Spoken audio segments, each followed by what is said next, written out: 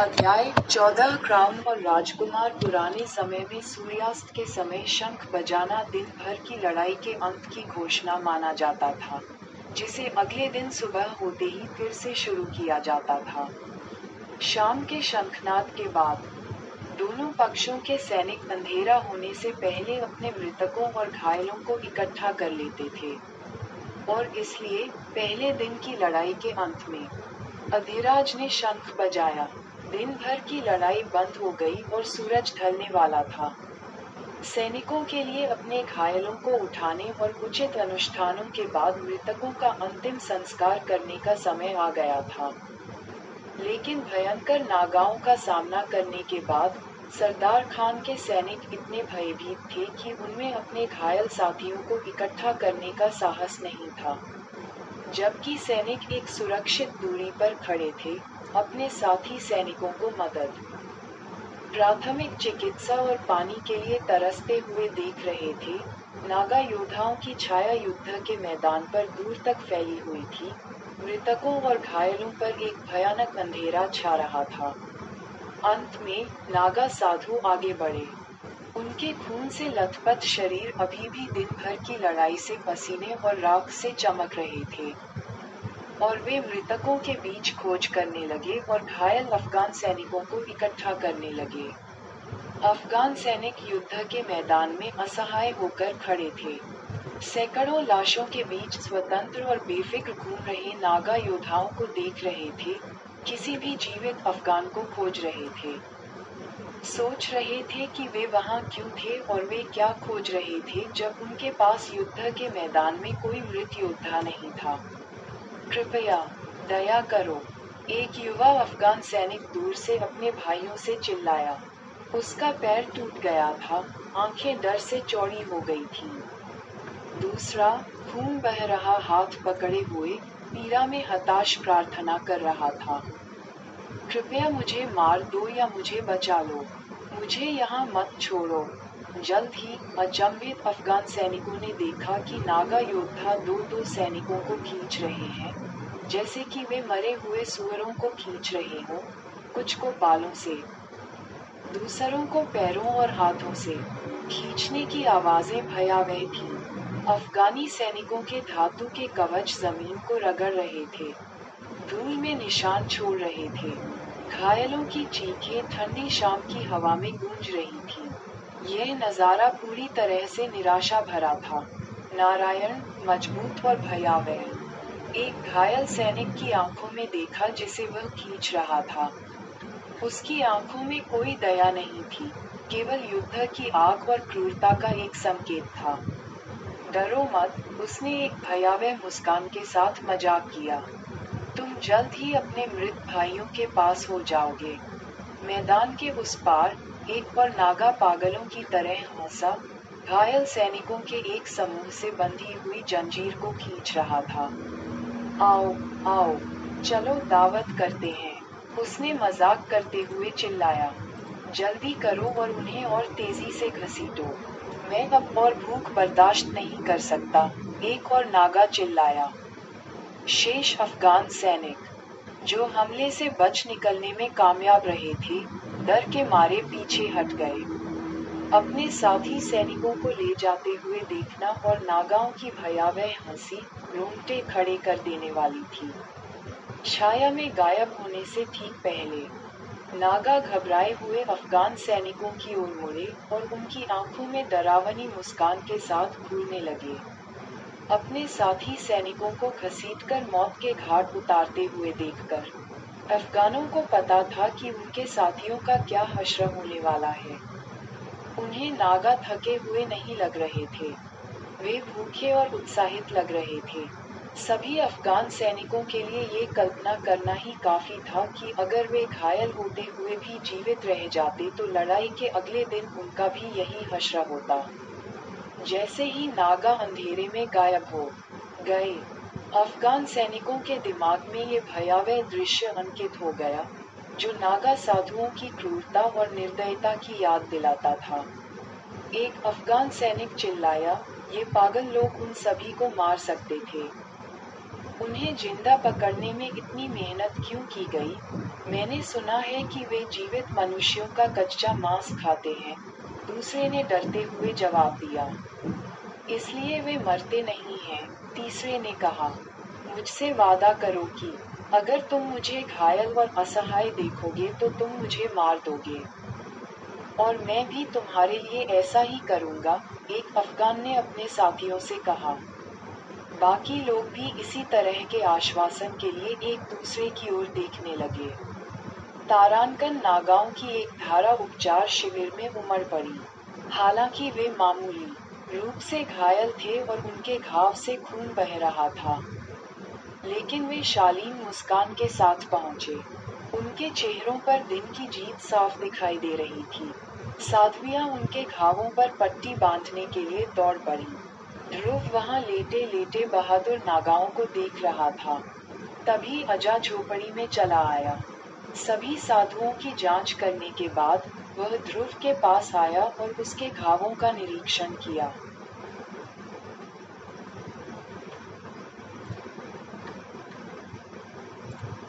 तुम लगभग स्वस्थ हो चुके हो ध्रुव।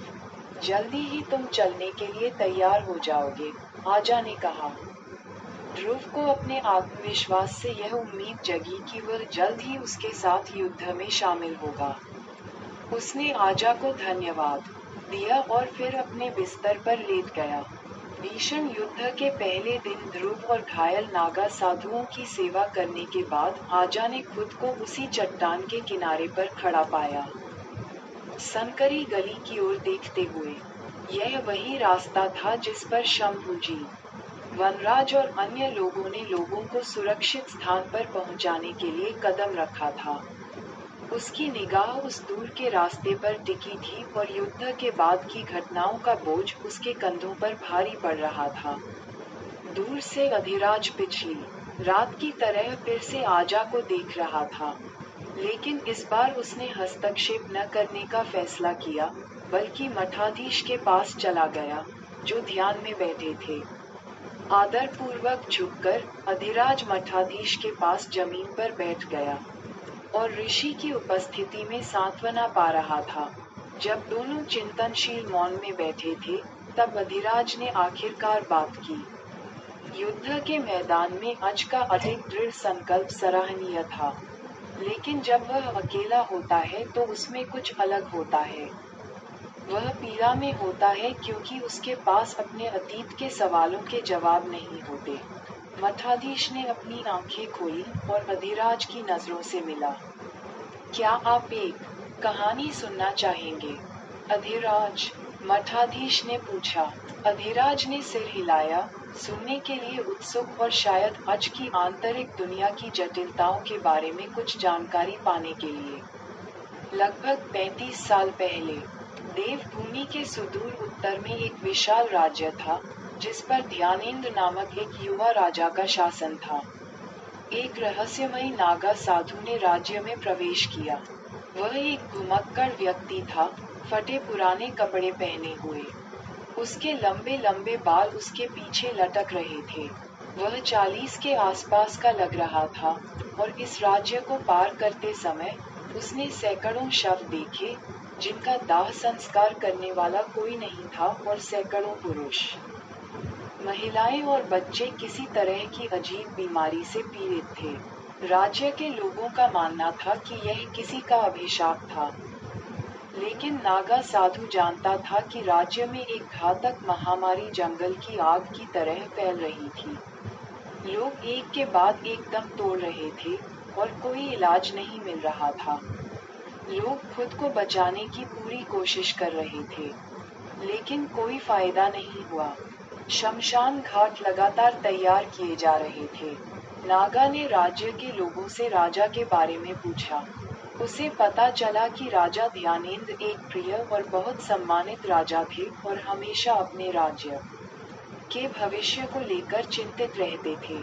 नागा समझ गया कि राजा की परीक्षा ली जा रही थी और देवता उसे सिखा रहे थे कि राजा भी असहाय हो सकते हैं। हालांकि राजा अपने लोगों की रक्षा के लिए अपने कर्तव्य में दृढ़ था। नागा साधु राजा के किले के द्वार पर पहुंच गया और राजा ध्यानेंद्र से मिलने की मांग की। पहरेदारों ने मना कर दिया और कहा कि राजा की प्यारी पत्नी एक बच्चे की उम्मीद कर रही थी, इसलिए वह उन्हें इस भयावह स्थिति में नहीं डाल सकता। अपने राजा से कहो कि मैं उनके लोगों के लिए इस अभिशाप को तोड़ने जा रहा हूँ और उनके राज्य को विलुप्त होने से बचाऊंगा। मुझे 9 लोगों की जरूरत है जो ये सुनिश्चित करेंगे कि मेरे यज्ञ के दौरान इलाज के लिए आवश्यक सामग्रियों की निरंतर आपूर्ति होगी, नागा ने कहा। संदेश राजा तक पहुंचाया गया और कुछ ही समय में नागा साधु को वह सब मिल गया जो उसने मांगा था। महामारी की निराशा के बीच वह राज्य के केंद्र में बैठ गया और एक यज्ञ शुरू किया, एक अलौकिक लय में नाचते हुए। अपने हाथ में अपना डमरू लेकर डमरू की लयबद्ध ध्वनि पूरे राज्य में गूंज रही थी, जिसने लोगों का ध्यान अपनी ओर खींचा। यज्ञ के चारों ओर नागों का नृत्य एक मनमोहक दृश्य था। उनका शरीर एक अलौकिक अनुग्रह के साथ मुड़ता और घूमता था और उनके घुंघराले बाल उनके चारों ओर घूमते थे। वे अपनी आंखें बंद करके प्राचीन संस्कृत मंत्रों का जाप करते हुए दिव्य शक्तियों का आह्वान करते थे। यज्ञ की लपटें ऊपर उठती थीं, एक जीवंत, लगभग अलौकिक चमक के साथ चमकती हुई। उनके डमरू की प्रत्येक लयबद्ध ध्वनि के साथ ऐसा लगता था जैसे वास्तविकता का ताना बाना फिर से बुना जा रहा हो। अपने नृत्य के दौरान वे नियमित रूप से सैनिकों से कुछ जड़ी बूटियां लेते थे और उन्हें आग में फेंकते रहते थे। अगली सुबह उन्होंने लोगों से स्थानीय कुएं में अवशेषों को घोलने और बीमारों को परोसने के लिए कहा। लोगों का मानना था कि नाग ने किसी तरह का अलौकिक जादू किया था। महामारी कम होने लगी और लोगों का मरना बंद हो गया। राजा ध्यानेंद्र के भरोसेमंद लोगों ने यह नजारा अपनी आंखों से देखा। वे राजा के पास गए और बताया कि नागा अपने मंत्रों, दिव्य जड़ी बूटियों और उपचारों का उपयोग करके राज्य के लोगों को ठीक कर रहा है। जैसे जैसे नागा की चमत्कारी उपस्थिति और उसके उपचार यज्ञ की बात फैली, राजा अपने पीड़ित लोगों पर पड़ने वाले उसके गहरे प्रभाव को अनदेखा नहीं कर सका।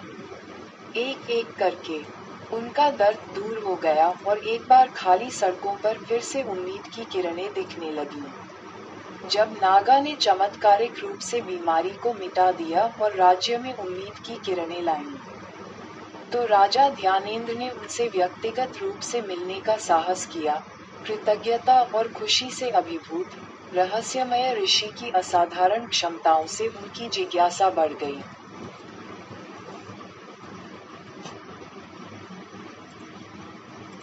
उसने अपना गहरा ऋण व्यक्त किया और कहा, हे ऋषिव, मेरे लोगों के जीवन को बचाने के बदले में जो भी आप चाहते हैं, उसे मांग लें और इसे मांगने से पहले ही इसे अपना उपहार मान लें।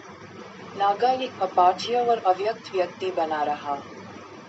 उसकी रहस्यमयी चुप्पी उसके चारों ओर रहस्य की हवा को और बढ़ा रही थी। उसने राजा की ओर देखा और कहा, मुझे कुछ नहीं चाहिए। ये राजा के लिए असामान्य था, इसलिए उसने जोर देकर कहा, मैं राजा हूँ और राजाओं को ऋणग्रस्त नहीं होना चाहिए। यह मेरे लिए जीवन भर का बोझ होगा जिसे मैं नहीं उठा सकता, और मैं इस ऋण को चुकाने से पहले मर भी नहीं सकता। मैं अपने लोगों के लिए जीता हूँ और मैं उनकी रक्षा के लिए मर सकता हूँ, इसलिए मैं आपसे वादा करता हूँ, आप जो भी मांगेंगे वह आपका है, चाहे वह मेरा राज्य हो या मेरा जीवन। बस इसे मांग लें और मुझे इस ऋण से मुक्त करें। प्रिय ऋषिव, बोलने से पहले साधु ने कुछ सेकंड लिए। इस समय मुझे किसी चीज की जरूरत नहीं है, पराक्रमी राजा, लेकिन जब मुझे किसी चीज की जरूरत होगी, मैं आपके पास लौट आऊंगा। जब वह समय आए, तो अपना वादा याद रखना। मैं आपसे मांग करूंगा और आपको उसका सम्मान करना होगा। आपने मेरा वचन लिया है, ऋषिव, राजा ध्यानेंद्र ने कहा। ऋषि उत्तर की ओर बढ़ते रहे और राज्य फिर से समृद्धि की ओर बढ़ा, मजबूत और नई आशा से भरा हुआ। कुछ साल बीत गए और राजा ध्यानेंद्र एक स्वस्थ बच्चे, एक बेटे के पिता बन गए। राजा की खुशी की कोई सीमा नहीं थी। अब उनके राज्य में उत्सव का समय था। उन्होंने पूरे राज्य में खुशी फैलाने के लिए जश्न मनाया और दान पुण्य के कार्य शुरू किए और लोगों ने खुशी मनाई। उत्सव के बीच वही नाग वापस आया और राजा ध्यानेंद्र से मिलने की मांग की। उसे राजा के सामने पेश किया गया। राजा अपने सिंहासन से उठे और गर्मजोशी से गले लगाकर नाग का अभिवादन किया। उसने अपने हाथों से साधु के पैर धोए, उसे अपने सिंहासन पर बिठाया, उसके चरणों में बैठ गया और पूछा, प्रिय ऋषि, आपने लौटने के लिए ऐसा शुभ दिन चुना। मैं बहुत खुश हूँ क्योंकि मेरे राज्य को अपना अगली पीढ़ी का राजा, मेरा ज्येष्ठ पुत्र मिला है। आप मेरे पास क्यों आए हैं, प्रिय ऋषि? आपका वादा, नाग ने राजा की आंखों में देखते हुए एक पोकर फेस के साथ उत्तर दिया। एक योद्धा कभी अपना वादा नहीं भूलता, और मैं भी अपना वादा याद रखता हूँ। जो भी तुम चाहते हो, मांग लो, और वह तुम्हारा होगा, राजा ने मुस्कुराते हुए ऋषि के सामने हाथ जोड़कर कहा। ऋषि काफी समय तक चुप रहे क्योंकि उन्हें पता था कि वह जो मांगने जा रहे थे, वह पूरे राज्य को चुप करा देगा। राजा मुस्कुराहट के साथ ऋषि को देखता रहा, उसकी मांग की प्रतीक्षा करता रहा, और फिर ऋषि बोला, मैं मांगता हूँ कि आपका नवजात शिशु और आप इस राज्य को हमेशा के लिए छोड़ दें और मेरे साथ चलें। राजा के चेहरे से मुस्कान गायब हो गई। प्रांगण में पूरी तरह सन्नाटा छा गया। नाग ने रहस्यमयी ढंग से कहा, तुमने कहा था कि तुम मुझे अपना जीवन और अपना राज्य भी दे सकते हो। अब अपना वचन निभाओ। नाग की मांग ने सब कुछ क्षण भर के लिए रोक दिया। राज्य में रहस्य की स्थिति पैदा हो गई, क्योंकि लोग इस रहस्यमयी मांग के पीछे का कारण जानने की कोशिश कर रहे थे। राजा ने अपने सभी भरोसेमंद लोगों को प्रांगण से बाहर जाने का आदेश दिया। 1 मिनट में प्रांगण में केवल 2 आदमी रह गए। एक जो भिखारी जैसा दिख रहा था, लेकिन सिंहासन पर बैठा था, और दूसरा जो राजा जैसा दिख रहा था, लेकिन फर्श पर बैठा था। राजा ने विनम्रतापूर्वक पूछा, मैं अपना वचन निभाने के लिए बाध्य हूँ और मैं निभाऊंगा। लेकिन मैं जानना चाहता हूँ कि तुम मुझसे ये क्यों पूछ रहे हो। नाग ने उत्तर दिया, नागा धर्म के रक्षक हैं। वे कठोर प्रशिक्षण और अनुशासन में हैं, लेकिन उनमें से कोई भी शासकों और राजाओं के वंश से नहीं है। वे बिना सेनापति के एक महान सेना है। मैं मांग करता हूँ कि तुम उनका नेतृत्व करो और धर्म के शत्रुओं के विरुद्ध सेना का विस्तार करो। और क्यों? मेरे बेटे, राजा ने असहाय होकर पूछा, तुम बहादुर हो फिर भी विनम्र, मजबूत हो फिर भी बलिदानी, एक योद्धा जो पूजा करता है। तुम्हारे पास नौकर हैं फिर भी तुम लोगों की सेवा करना चाहते हो। तुम्हारा बेटा ही तुम्हारा उत्तराधिकारी बन सकता है और तुम्हारे बेटे को नागा योद्धाओं की अगली पीढ़ी के लिए कोई तैयार नहीं कर सकता। अपने वचन के पक्के राजा ध्यानेंद्र ने नागा के प्रति अपनी प्रतिज्ञा को पूरा करने के लिए अपने शिशु के साथ अपना राज्य छोड़ने का हृदय विदारक निर्णय लिया। उन्होंने अपने 2 सबसे भरोसेमंद सेनापतियों को बुलाया और उन्हें अपनी अंतिम सांस तक राज्य और शाही परिवार की सुरक्षा का जिम्मा सौंपा। अगली सुबह रानी और उनके सभी भरोसेमंद लोगों ने वह अनुष्ठान देखा जिसने एक योद्धा राजा को हमेशा के लिए नागा योद्धा में बदल दिया। अनुष्ठान? कौन से अनुष्ठान? थॉमस ने पूछा। नागा ने बताया, हर नागा साधु को जीवन और मृत्यु के सभी बंधनों और चक्रों को तोड़ने के लिए कई अनुष्ठानों से गुजरना पड़ता है। उसके कर्मों से जुड़े सभी संबंध टूट जाते हैं, मृत या जीवित लोगों के साथ उसके संबंध, अतीत की यादें, वर्तमान और भविष्य के सपने। राजा की पोशाक और मुकुट उतार दिए जाते हैं।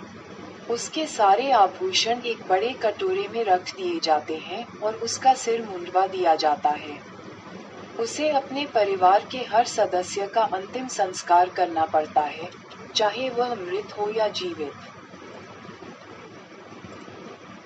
जब उन्होंने अपने 2 महीने के बेटे का अंतिम संस्कार किया, जो जीवित था और नाग की गोद में रो रहा था, और उनकी प्रिय रानी, जो स्वयं अपने पति द्वारा किए जा रहे अपने मृत्यु संस्कार पर रो रही थी, तो उनकी आंखों से आंसू बह निकले। अंत में राजा को आदेश दिया गया कि वह अपने अंतिम संस्कार स्वयं करें, ताकि उनकी मृत्यु भौतिक दुनिया में स्थापित हो और यह सुनिश्चित हो सके कि उनके नश्वर जीवन से कोई संबंध न रहे। अब समय आ गया था कि राजा ध्यानेंद्र अपने शिशु के साथ अंधेरे में अपना राज्य छोड़ दे, जो अभी भी हृदयहीन नाग की बाहों में रो रहा था। जब तीनों जाने वाले थे, तो रानी ने अपने बेटे के माथे को चूमा, रोई और राजा से कहा, कम से कम मेरे बेटे के पास जीवन भर उसका पिता रहेगा, और मैं अपने जीवन के साथ उसकी रक्षा करूंगा। राजा ध्यानेंद्र ने रानी से वादा किया। उनके पास खड़े नाग ने फिर से राजा को उसके नाम से पुकारते हुए बात की, और इस बार उसने जो मांगा वह उसकी पिछली मांग से भी अधिक हृदय विदारक था। नाग ने कहा, ध्यानेंद्र, अब तुम्हारा इस शिशु से कोई संबंध नहीं है। वह अब अनाथ हो गया है। वह तुम्हारा पुत्र नहीं है। वह अब नागों का है और किसी भी हालत में तुम उसे या नागों के समाज में किसी को भी अपना असली नाम और पहचान नहीं बताओगे।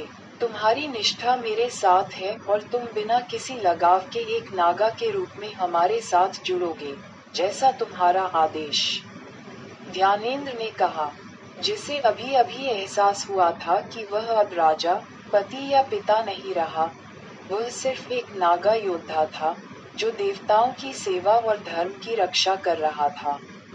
जैसे ही मठाधीश ने कहानी समाप्त की, अधिराज चिंतनशील दिखे। उन्होंने अंत में पूछा, लेकिन ये 35 साल पुरानी कहानी हमारे समय के लिए कैसे प्रासंगिक है? मठाधीश ने खुलासा किया, अधिराज, राजा ध्यानेंद्र को नागा शिविर में पहुंचने के बाद एक नया नाम दिया गया था। वे अब शंभू जी के नाम से प्रसिद्ध हैं। तुमने मुझे ये क्यों बताया? अधिराज ने संदेह से पूछा, क्योंकि तुम अजा के अतीत के बारे में सवालों के जवाब चाहते थे। अजा नवजात था, राजकुमार था, मठाधीश ने उत्तर दिया। और तुम ये सब कैसे जानते हो? अधिराज ने पूछा। मैं अब लगभग 75 वर्ष का हूँ। 35 वर्ष पहले राजा ध्यानेंद्र के राज्य में आए नागा की आयु क्या थी? गणित करो। तुमने ये कहानी आज 35 वर्ष बाद क्यों बताई? अधिराज ने पूछा, ये समझते हुए कि यह मांग करने वाला नागा कोई और नहीं बल्कि मठाधीश ही था, क्योंकि कल हमारा आखिरी दिन हो सकता है। और अजा का सच मुझ पर भी बोझ था, शंभू से थोड़ा कम भारी। अब मुझे अफगान सैनिकों के मरने से पहले उन्हें अपना परिचय देना होगा, मठाधीश ने कहा और अधिराज को हैरान करके चले गए। लेकिन फिर भी, तुमने इस कहानी पर मुझ पर भरोसा क्यों किया? अधिराज ने फिर पूछा। मठाधीश रुक गए, अधिराज की ओर देखा और कहा, क्योंकि मैं जानता हूँ कि तुम कौन हो। मठाधीश की नजर और रहस्य उद्घाटन से अधिराज दंग रह गए। उन्हें आश्चर्य हुआ कि मठाधीश को उनकी असली पहचान के बारे में कैसे पता चला। लेकिन उन्होंने बूढ़े साधु से आगे कोई सवाल न करने का फैसला किया। अधिराज चुप रहे और मठाधीश चलते रहे। मठाधीश अचानक अधिराज की ओर मुड़े और कहा, इस लड़ाई का हिस्सा बनने के लिए अधिराज या आपका जो भी नाम हो, आपका धन्यवाद। हमारी मृत्यु के बाद भी हमारे धर्म को जीवित रखना। अधिराज ने बुद्धिमान बूढ़े व्यक्ति को प्रणाम किया और फिर वापस मुड़े और अफगान सैनिकों की ओर चल दिए। सरदार के तंबू में एक अकेला दिया जल रहा था, जिसकी टिमटिमाती लौ से एक अशुभ चमक आ रही थी। वह वहां गहरे विचारों में डूबा बैठा था। उसकी आंखों में दिन भर के नुकसान का बोझ साफ झलक रहा था। पकड़े गए अफगान सैनिकों की भयावह चीखें और नागाओं की विजयी दहाड़ें उसके कानों में गूंज रही थीं। तंबू उसके कमांडरों की धीमी बड़बड़ाहट से भरा हुआ था। माहौल तनावपूर्ण और उदास था, जो बाहर खड़े सैनिकों की उदास मनोदशा को दर्शा रहा था। साथ ही सैनिकों को घसीट कर ले जाते हुए देखने से हुई विनाशकारी क्षति ने एक निशान छोड़ दिया था। हमारे सैनिकों का मनोबल कमजोर है। बहुत से लोग नागा साधुओं के इर्द गिर्द फैली काली किंवदंतियों के बारे में बात कर रहे हैं। हुजूर, एक कमांडर ने चिंता से भरी आवाज में कहा। वे डर के मारे फुसफुसाते हैं कि नागा नरभक्षी हैं।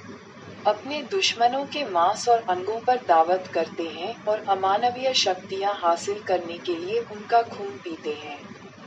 हमारे सैनिक इस बात से भयभीत हैं कि नागाओं ने उन लोगों को कैसे घसीटा। उनकी राक्षसी आंखों में कितनी भयावह खुशी थी। अपने विश्वस्त सेनापति की ओर मुड़ते हुए सरदार ने पूछा, जफर, तोपें कब आ रही हैं? कल सुबह होने से पहले वे अपनी स्थिति बना लेंगे। इलाका खतरनाक है और उनकी प्रगति को धीमा कर रहा है, जफर ने जवाब दिया। सरदार ने मुस्कुराते हुए कहा। उसकी आंखों में खौफनाक चमक थी। बहुत बढ़िया, कल तोपों के साथ हम नए सिरे से हमला करेंगे। हम अपने सैनिकों और नागाओं को याद दिलाएंगे कि हमें क्यों डरना चाहिए। ये देखने लायक नज़ारा होगा। आसमान तोपों के धुएं से काला हो जाएगा और जमीन उनकी गड़गड़ाहट से हिल जाएगी। कल मैं उन्हें जिंदा दफन कर दूंगा और उनकी लाशों के साथ चट्टान के ऊपर खड़ा हो जाऊंगा। कल गोकुल मेरे सामने सिर झुकाएगा, सरदार खान ने कहा।